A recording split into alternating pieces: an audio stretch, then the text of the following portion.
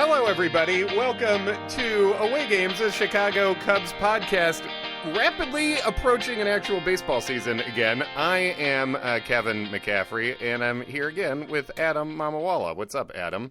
How you doing? Is our podcast going to get interrupted by Bryce Harper coverage like Jesus. Other Cubs things? Yeah, like I saw you, the tweet, it was a very sympathetic tweet online, at Away Games Pod. Follow us there on Twitter and Instagram. A lot of people, I think, did the same thing that you did. God with that. Damn. Yeah. If you don't follow us on Twitter, you don't know what we're talking about. Let's just get right into it, because I think we were going to start with Bryce anyway. We might as well get to it and knock it out. Yeah. So the MLB Network does a thing called 30 Clubs in 30 Days, where it's supposed to be like they go and visit with the team in spring training and, give kind of a prediction of how their year is going to be and blah, blah, blah. So I had DVR'd, I don't know if you watched it, but I DVR'd the Cubs 30 Clubs in 30 Days. And it was like maybe 6 minutes of Cubs related things, all of which were like recycled things that we already knew about, like Javi being good at tagging and the Cubs having old pitchers. Sure, hack stuff at this point. And then it was 80% Bryce Harper coverage and Carlos Pena saying that the Cubs would finish in third. Yeah, that hurts from Carlos Pena too, as a former Cub. But the fact that was it that Bryce, the signing got announced during it? No, it was Saturday. So there's no reason to, unless it was pre-recorded or something like that, or I didn't record the first version of it, but it seemed like other people on Twitter were saying that they had noticed the same thing. Because I forget exactly what day, but didn't Bryce sign on like Wednesday or something? It was a week. It was last week. Yeah, well, I can definitely figure it out because I was coming back to town. So yeah, I think it was Thursday. So it wasn't like breaking news. It was like, oh, and now we're going to show Bryce like at the spring training facility signing papers and holding up a jersey. That's what I thought happened, but no, they just were like, hey, welcome to the Cubs. Let's talk about Bryce Harper. Right. Yeah. They interrupted the Cubs 30 Clubs in 30 Days to show footage of Adam Warren signing his contract with the Padres. God, another near miss for the Cubs. Just watching what them. could have been. Yeah, what could have been again.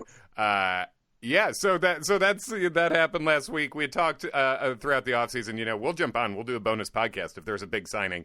We did not know that we should have jumped on for Daniel Descalzo or Brad Brock, but apparently.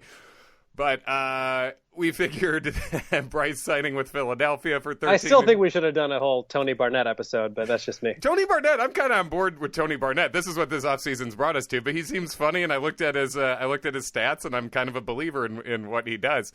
The Cubs bullpen is weird just because they have basically 15 major leaguers for 8 spots. Not necessarily a super dominant bullpen, but a lot of competent guys, and Barnett is one of those who's probably, I think Barnett has an option year, so I think he'll be defaulted down to AAA to begin the year, no matter how well he does, probably. Right. But yeah, so we were talking about possibly breaking in if Bryce if there was a big thing to talk about, but signing with Philadelphia, we figured we could keep it to the normal Wednesday schedule. Sounds about right. Yeah, so he's gone officially to Philadelphia. How is your feeling about that? It seemed like for the past couple of weeks that was the most likely outcome. I never really believed that the Giants were going to sign him. It just didn't make sense to me why they would. Mm-hmm. Actually, frankly, it could have been a good move for them to sign Bryce Harper as a distraction from the other awfulness that is going on with the Giants right now. They kind of got a combo Ricketts-Russell situation where they have the Giants have a piece of shit owner who was caught on tape being abusive with his wife. Yeah, it's disturbing if you haven't seen it. Yeah. But yeah, I didn't. I know you had always thought the Dodgers were going to get him, and it seemed like they actually got back into it towards the end. But I guess they never were willing to go to 10 years, so maybe that was the difference. Yeah, it seems like it. It's a situation where I still 100%, I have emotionally moved on. I'm fine. I have high hopes for this Cubs season. I believe in them, but I do think the Cubs blew it with this signing specifically. I think they blew it. The only thing that sort of makes it better is I think about a dozen other teams blew it too. Dodgers right at the top of that because the Dodgers payroll is lower than the Cubs right now, and they have all the money. They have all the money, and they easily could have done that. Bryce really would have fit there. I thought the Dodgers could have needed him in that lineup more than the Cubs do even. Right, and you would think that if any team was going to overspend on Bryce, it would be the Dodgers, who are a team not only with a ton of money, but also who have now been to 2 straight World Series that they lost. Yes, and specifically, much like the Cubs, a place that Bryce, according to reports, wanted to go to. You know, with LA and the Cubs right at the top. Once I guess it was decided that he wouldn't go back to Washington, it seemed like LA and the Cubs were his top 2 choices. So when he wants to pick you, and you do have the money, no matter what any of these owners are saying, and you could use a top 10 bat in the major leagues, it's weird not to get it. And especially for what he's making per year. His the salary for competitive balance tax purposes, it's less than what John Lester's making per year. Yeah. So that's weird. And it's interesting that there are no opt-outs. Yeah, it is weird. And Boris was pushing it like Bryce asked for no opt-outs, which that's not... Oh, come on.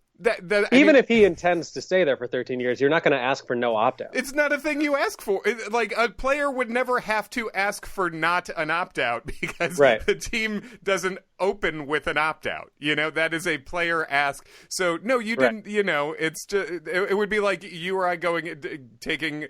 We get a writer job somewhere and say, first of all, I'd like to tell you no Christmas bonus for me. No Christmas bonus, no points on the back end on the screenplay. I'm just pitching that to you because I want you to know how sincerely I'm behind this project.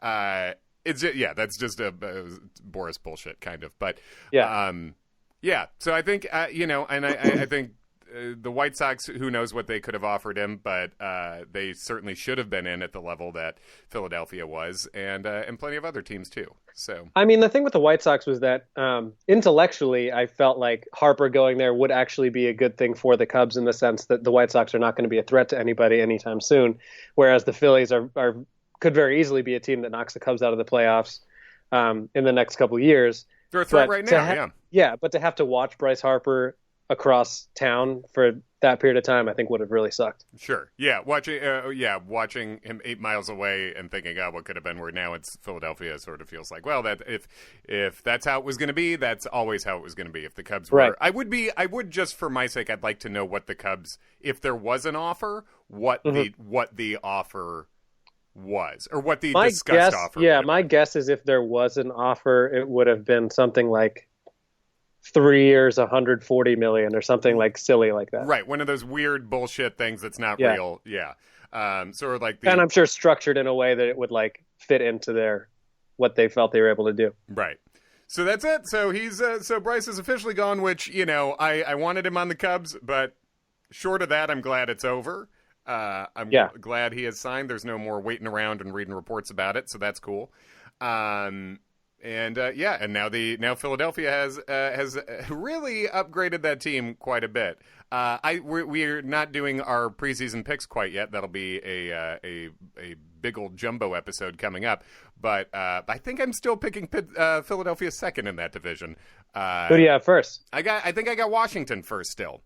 Interesting. So you think you see the Mets as fourth? Or do you see Braves third, Mets fourth? I keep trying. As of right now, I keep wanting. I keep intellectually. I'm saying I think the Mets, with as good as that rotation is, and people forget Zach Wheeler was a sub-2 ERA for the second half, basically. To say nothing of DeGrom and Syndergaard and et cetera, but. As good as the rotation is for the Mets, I still keep kind of wanting to put Atlanta third, except they have had a lot of. It seems like they're having a lot of health problems with a lot of their pitching right now. So yeah, but I think I've basically got it: Washington and Philly, and then Atlanta and New York, and some, in sort of 2 pairings of 2. Yeah, I mean, I think the NL East and NL Central are probably going to be the 2 divisions that have the highest overall winning percentage. Absolutely. Unless they just beat each other up all the time, which is also a possibility. I mean, the NL Central is for sure the most consistent division top to bottom. Every team is at least good. The NL East is, they've got a pile of trash at the bottom, and then they've got a lot of good teams, and then the other 4 are all good. The AL East is, they have 3 very good teams, and then they've got, Toronto's nothing, and then Baltimore is further beyond nothing. Baltimore is something that never existed. Their over under for wins this year is like 57. It's something that doesn't even seem possible that they would set it that low. Yeah, it's insane, and it seems like you look at the roster and everything. It seems like you should take the under. I do forget what it was, but for them to even reach that, whatever the over under was, I think it would have been like a 13-game improvement. It's like, well, they didn't get better, you know. Yeah, no, definitely not. So, well, that's why I think the NL Central is top to bottom the best division in baseball. I think in terms of every team being competitive, because to your point, the AL East teams get to face the Orioles 19 times or however many times it is, and the NL East teams get to face the Marlins. The Cubs don't get that. Yeah, and I think that's the Dodgers are very good, but that's also why the Dodgers should coast to 100 wins too. Yeah. They have the softest schedule to deal with out of everybody, with teams in the West that still aren't up to par yet.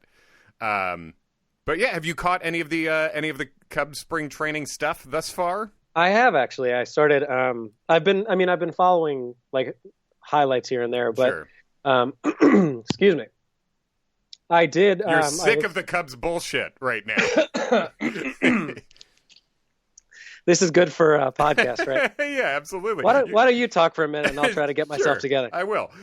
What you may have missed is we're recording this on Tuesday, as it will drop on Wednesday. But Wilson Contreras just hit an inside the park homer beyond Mike Trout, and Trout only really kicked it around for a second, and Wilson got all the way around. He went sort of opposite field, and he had a couple of bombs before that. And I thought Joe Madden said something interesting, that he is excited to see where Wilson is with the bat right now, but what he's been hammering has been a lot of 88, 89 fastball stuff. And last year, Wilson was just as good against breaking pitches last year as he was the year before, but his isolated power against fastballs dropped from 237 to 134.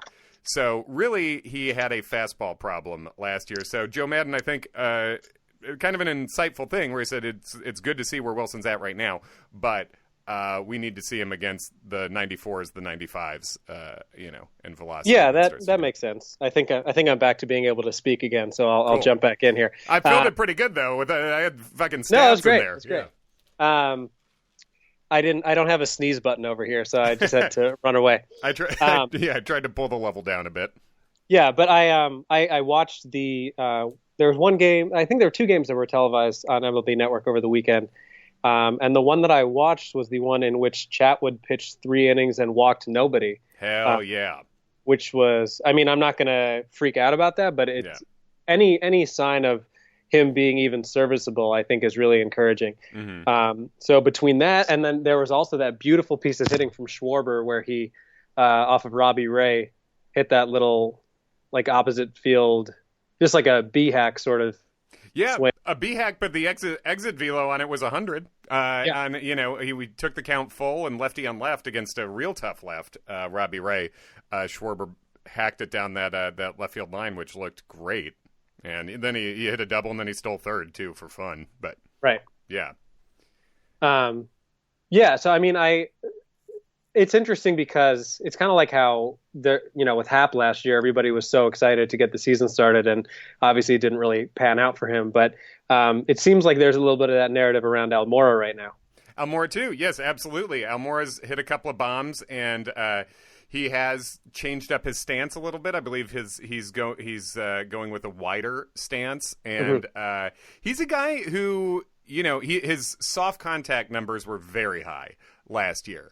But he is a guy he's not strong, and he's always been a great contact bat at every stop. But he's also been a guy, even in the minors, who took a while to adjust at every level, which is normal. Yeah. But it would be, as you said, it's tough because Happ looked all world last year in spring training, and that happens. So did Scott McLean years ago. Who knows? But it is nice to see Almora getting the ball in the air a little bit. Yeah, totally. And I think, for Almora at this point, I forget if it was you or Ken in our season preview episode last year. I think maybe it was you who your prediction was like, I think that Addison Russell just like is who he has been. Yeah. Like whatever ideas we have of him, and I'm not talking about him personally, but whatever ideas we have of him as a player, of being this guy who's going to hit 30 home runs and hit 300, like we have to let go of that because it's just not going to happen. Yeah. I was not a believer in him as a baseball player. Right, exactly. Yeah. I feel that way a little bit about Almora this year, where it's like he's not that young. So we're going to kind of need to see, like, all right, is he going to be able to put it together and really be that starting center fielder, or is his ceiling like a fourth outfielder? Yeah, I think that's very fair, and I think that's probably true. Not to say guys can't, bust out even older like Aaron Hicks kind of did, but I think at this point, Elmore has seen a lot of pitching. He's been in the majors fully through the spring, through the off seasons for a few years now. So I think that, and this could be, hopefully it's an optimistic thing, but I think the age a lot of these Cubs it's that year for a lot of them. Yeah. And to different degrees, right? Because Schwarber, even if is what he's been, he's a very, very much above league average bat. And he's become league average in the least important defensive position, but he's become league average defensively and left, is well above league average with the bat. But I do think that he stands to possibly, this could be his jump year, sort of like Javi's was last year. Schwarber has about as many at-bats as Javi had. Like basically what Javi had going into last year, Schwarber has coming into this year. So I think we can really see what is that Schwarber ceiling this year. I think Wilson Contreras, you're talking about a similar thing, and just like you said with Almora. So I think a lot of these guys are coming into a year where this is the year we really see what is their normal. What is the high end of their normal. Do you think it would be, I don't know if this is too simplistic, but do you think it would be fair to predict that perhaps the Cubs offense is a lot better this year than it was last year, but that their starting pitching declines just because of the age of all these guys? I could certainly see that happening. I think the offense, if it's not better, things have to be sort of destroyed. If it's not better overall, I think the offense is going to be better, and I think that's a fair prediction. But I could also see, John Lester was just named opening day starter for the fourth time. I believe that's fun. But he is older. It's an old rotation, obviously. I do think it would not be shocking to see regression with several starters. Do you think they would ever consider going to a 6-man rotation? It's a kind of thing. I have been, given the age of some of these guys, I feel like it would make sense. I have been kind of pro 6-man in general, especially with how the Cubs line up. I'm also someone who believes in Mike Montgomery as a starter, so that's also part of it. Right. Especially if Chatwood is. Chatwood's another guy who I never really believed in, like the front office did or whatever. So I can't even say if Chatwood gets back to what he was, because he was never good so far. He has good stuff. He was good on the road for a lot of the time for a year in Colorado while he still walked the world, though not to the degree he did with the Cubs last year. But if Chatwood has fixed something and the stuff is there, then I would not be against a 6-man rotation. I think then it just gets into, okay, definitely we're giving a little more rest to guys, but you never know if guys will do better or worse with more rest than they're used to, especially a guy like Lester, Lester and Hamels, who are both 35 and are so used to a set schedule. But it's the thing that's so tough about Chatwood is that, like, we know about him. He's got great stuff, and he has horrible control issues. Yeah. So if he's not starting, then he's in the bullpen. But the last thing you want in your bullpen is somebody who walks a bunch of people. But he has this high-end stuff that could be like an, 8th inning, 9th inning bullpen type arm.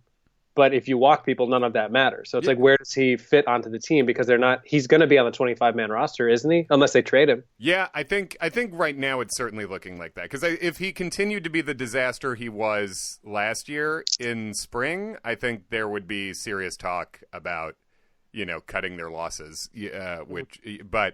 I think right now you have to assume he's going to be on that roster, and it's weird because it is hard to see him coming into high leverage situations early in the year, even if he doesn't walk anyone the rest of the spring. Right.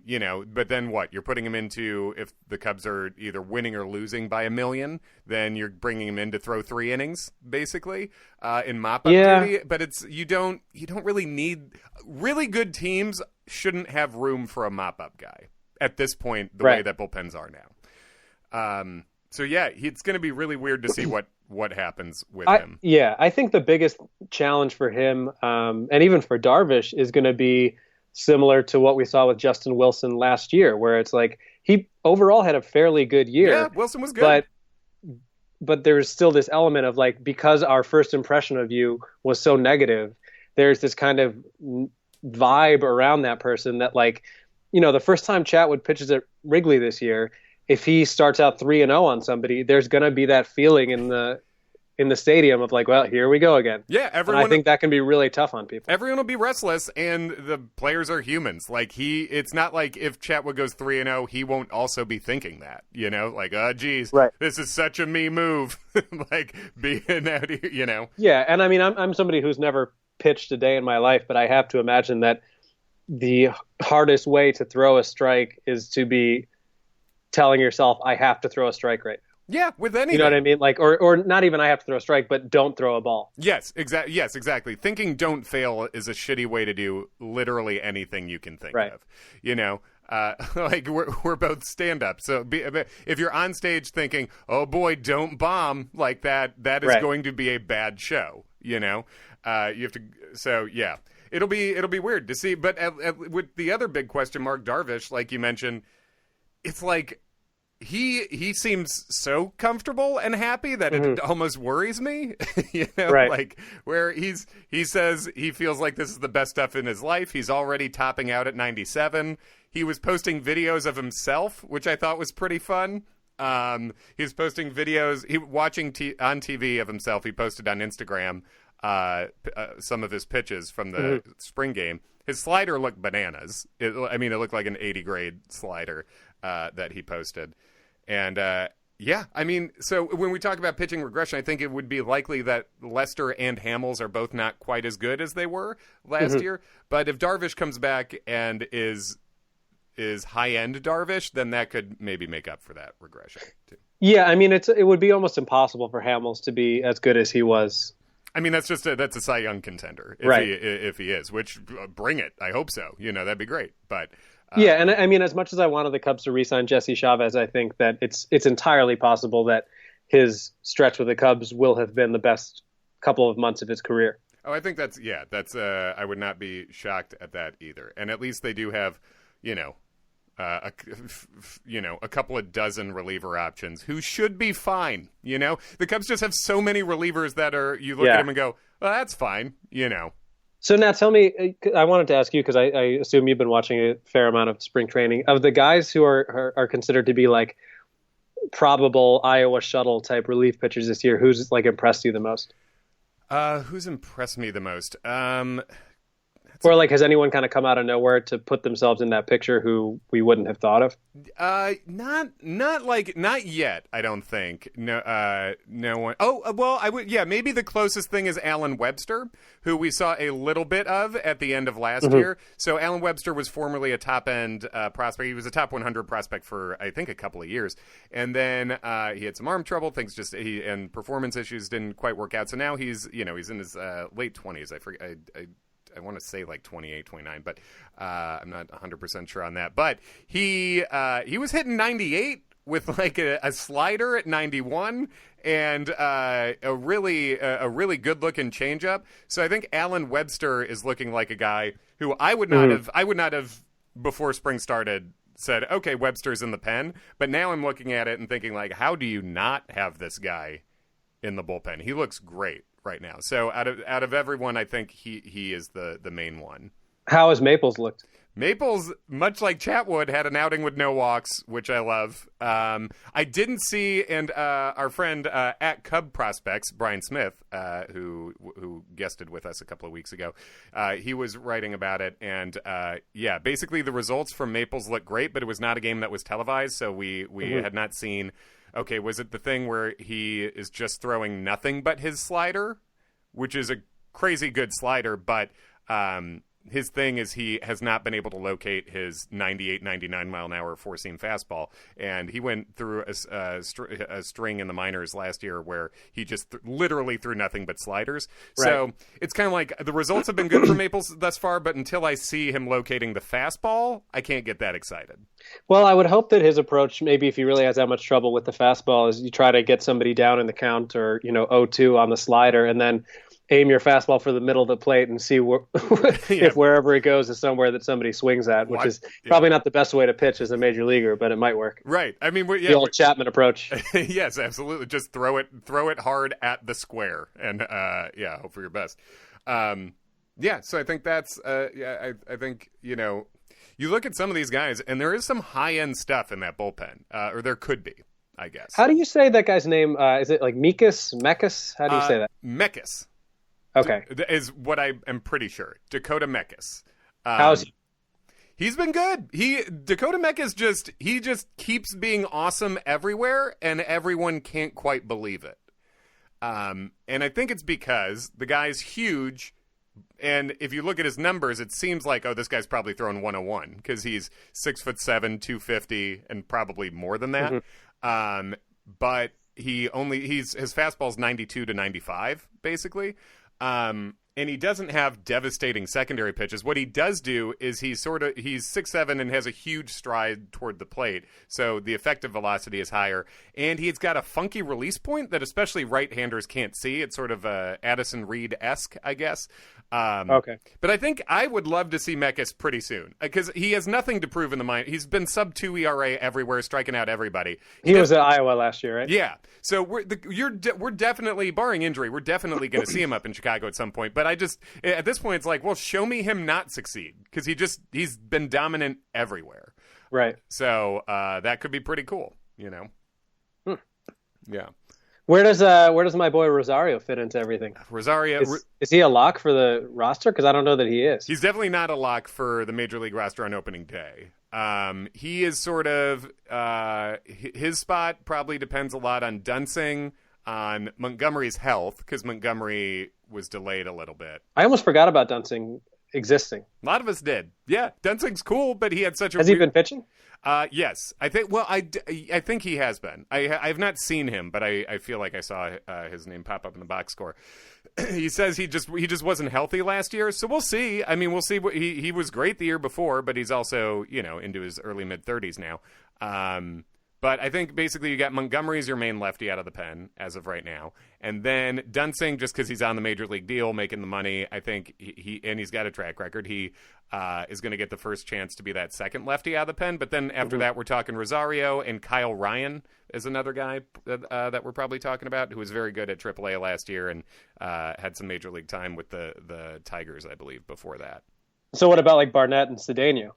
Oh, Cedeno. Good call on Cedeno. Yeah, Cedeno, I think, is an under-the-radar, very good signing, left-hander. He has not pitched yet, I don't believe. So we're still waiting to see what's up with him health-wise and just getting started. He did just sign. So, but Cedeno is also going to be in the conversation for that, probably for that second lefty spot right behind Montgomery. Right.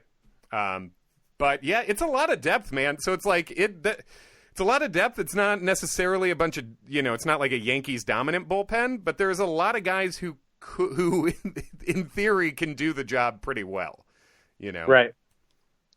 I'll be interested to see if the Cubs move any of the players that they have. And you had mentioned this about Mark Zagunis, but like somebody like a Zagunis or even, like a Chatwood or some of these relievers that maybe don't have a guaranteed spot on the roster. Like there are plenty of teams who could use guys like this. Absolutely. Mark Zagunis is a guy for fans who don't know. He has been a guy who has one of the highest on base percentages in the minors over the past couple of years. He's a guy who takes a ton of walks.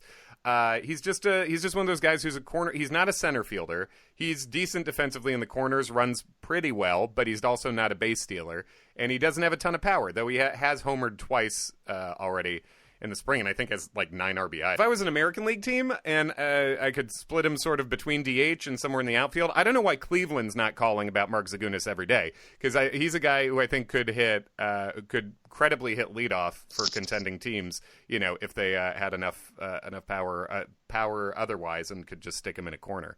Yeah. But yeah, the Cubs obviously have a bunch of outfield options, so it's a tough fit for him right now. But yeah, it'll be This will be an interesting. I don't know. I was gonna say this. I thought this was gonna be a really interesting offseason for the Cubs, which is why I bought convention tickets to go be there for the fun. So what the fuck do I know? But there should be, since they have so many of these guys like this, there might be an interesting minor deal or two as we get towards opening day. Yeah. Well, and I think that Theo, Jet have shown themselves to be willing to pick up pieces throughout the year. So I'm sure as we get into July and we're able to see what this team looks like, there will be further moves that are made, even if they're not the big, like, sexy moves that we were hoping for. Mm-hmm, yeah. Not big and sexy so far. No. A lot of little dependable moves. A lot of, yeah. Oh, real fundamentals, nothing too hot. Yeah, who's going to be laughing when Daniel Descalso hits 450 this year? Oh, boy, can't wait. There'll be the second coming of Rogers Hornsby, this guy. Yeah. But despite all of this, I'm still very optimistic, so maybe that's my problem, but... I guess it's all of our problems, but I think this team's going to win the division, and I think they... And it might be with 90 games, but I still think they're going to. I think they will, and beyond will, I think they should. And I do think a lot of guys will be better than they were last year, and this is a really good roster. It should be better. They should have made moves to make it better, but as is, it is a World Series contender. I don't want to be in that wild card game. No, it's not even the playoffs. It's I hate it. Yeah, no more of that. We tried that one year, over it. Yeah, it's fun when you get to beat Pittsburgh, but last year was not fun. It's fun, yeah, and it's fun when you get to beat Pittsburgh. And that year, it felt like a bonus because we weren't expecting the playoffs at the beginning of the year.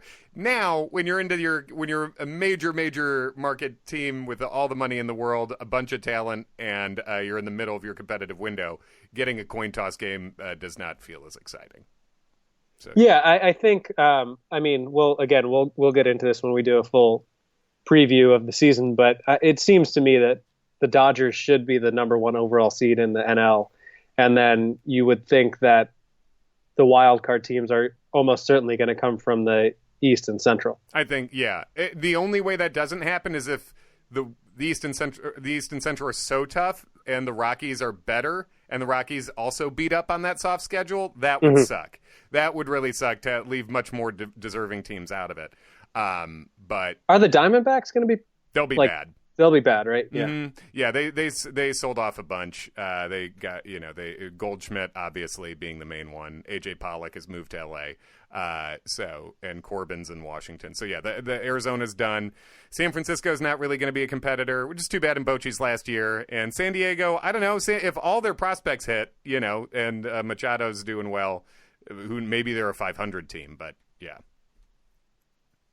Yeah, it should be interesting. But yeah, this has been such a long off season, and I would love nothing more than for the Cubs to come out of the gate and win 20 games in April and have everybody just shut up about everything. It would kick ass to have a real 2016 April and just go run out there at 24-5 or something. Yeah, that'd be lovely. Let's do that. And it is getting closer. We're in March at least, so that's pretty neat.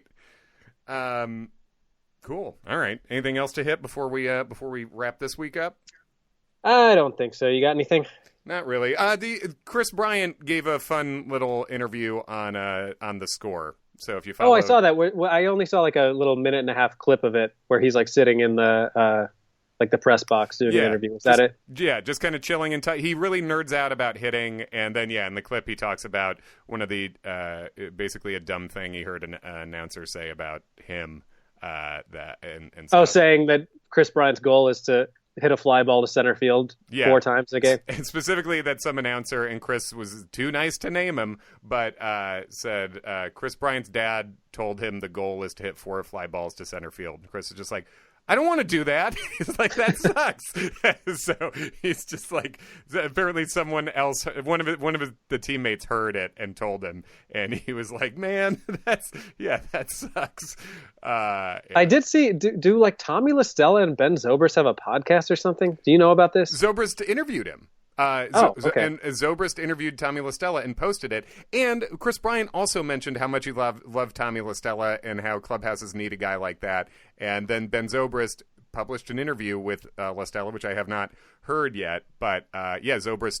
I don't know where that is, but I would like to listen to that. Zobrist put a link up on his Twitter, and Zobrist said he was the most interesting teammate he's ever had, and that's one of the reasons why I really didn't like getting rid of Tommy. When they're talking about the clubhouse, needing certain kinds of leaders and variety of leaders, and and he's a great pinch bat. I think that's a bummer that guy who clearly impacted a lot of people in a memorable way on this team is now in Anaheim. But yeah. Oh well. Got to make room for Descalzo. So it's all we wanted this offseason, and we got it. So we should shut up. Exactly. But that's it. We'll see if we can. I doubt there will be more surprise episodes, but we're getting closer to actual baseball, so we will have the fun big old season preview coming up soon, where we'll actually pre-plan and bring research and talk about a bunch of fun shit. We're getting there. Sweet. Cool. At Away Games Pod on Twitter and Instagram. awaygamespodcast@gmail.com. I'm Kevin. He's Adam. That's it. All right.